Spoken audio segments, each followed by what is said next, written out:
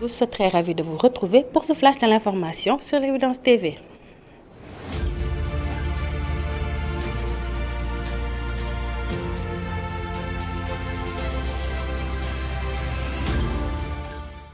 C'est en septembre 2022 que M. Dia a vu sa famille dispersée. À l'origine, un signalement auprès de la direction de la protection de la jeunesse DPJ, l'organisme québécois a des pourvoirs lui permettant d'intervenir lorsqu'un enfant n'est pas en sécurité ou lorsque son développement est en danger.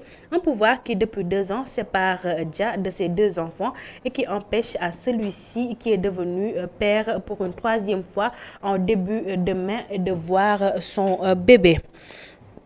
Parlons d'autres choses. L'activiste Bah Diakhaté et Imam Cheikh Tidiane Ndao sont en garde à vue dans les locaux de la division des investigations criminelles. Ils sont poursuivis pour diffusion de fausses nouvelles, offenses contre une personne exerçant toute autre partie prérogative du président de la République. Dans des déclarations sur les réseaux sociaux, ils ont suggéré que le Premier ministre Ousmane Sonko serait en lien avec les LGBTQ. Face aux enquêteurs, ils informent plusieurs médias. Le premier, mis en cause, a assumé ses propos. Le second, en revanche, d'après Libération, a rétropédalé. Le journal rapporte que l'imam Ndao a reconnu la paternité de la vidéo incriminée avant de présenter ses excuses, a lancé le journal, si l'on en croit la source.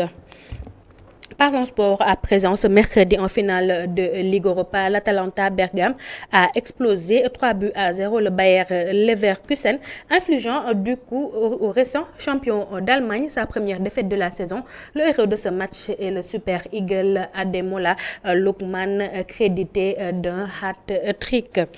Terminons par l'actualité internationale au Mali. Combattant du mouvement national de libération d'Azawal MNLA à Kidal le 28 août 2022.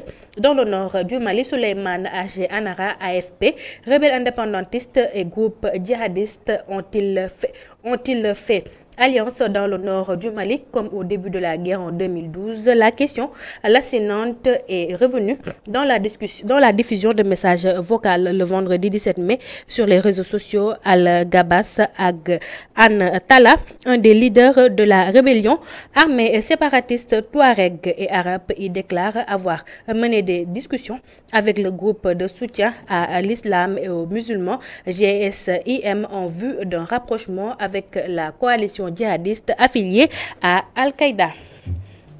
C'était tout pour ce flash de l'information. Je vous retrouve tout de suite pour la version Wolof.